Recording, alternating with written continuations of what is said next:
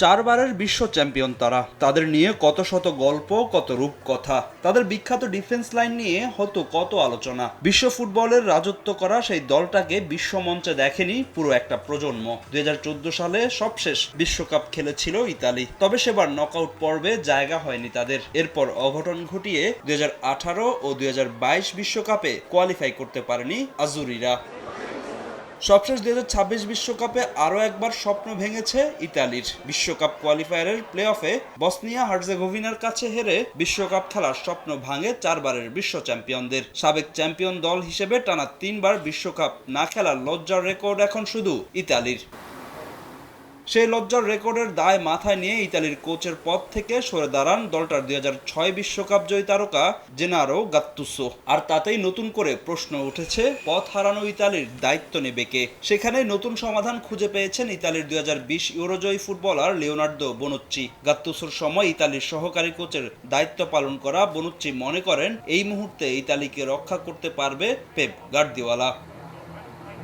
আজুরিদের ডাগআউটে Pep গার্দিওলাকে দেখতে চান এই কিংবদন্তি ডিফেন্ডার। গার্দিওলা ইতালির ফুটবলে আমূল পরিবর্তন নিয়ে আসবে বলে বিশ্বাস করেন তিনি। সম্প্রতি স্কাই স্পোর্টসকে দেওয়া সাক্ষাৎকারে এমন মন্তব্য করেছেন বোনুচ্চি। আমরা যদি ইতালি দলে আমূল পরিবর্তন দেখতে চাই তাহলে পেপ গার্দিওলাকেই দায়িত্ব দিতে হবে। পেপ এই কাজের জন্য একেবারেই যোগ্য লোক। আমি জানি কাজটা কঠিন, তবে স্বপ্ন দেখতে তো মানা নেই।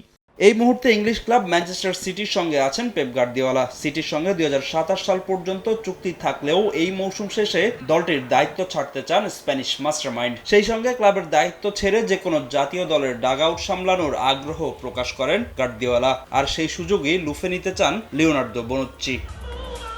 2006 সালের পর আর বিশ্বকাপের নকআউট পর্ব খেলতে পারেনি ইতালি, যার জন্য ইতালির ফুটবল কাঠামোকে দায়ী করেছেন অনেকে। তবে বোনুচ্চি মনে করেন শুধু কোচ বদল করলেই ইতালির ফুটবলে পরিবর্তন আসবে না, বরং দেশটির রাজনীতি ও ফুটবলের মেলবন্ধন করে দীর্ঘমেয়াদী পরিকল্পনা নেওয়ার কথা জানান ইউভেন্টাস কিংবদন্তি।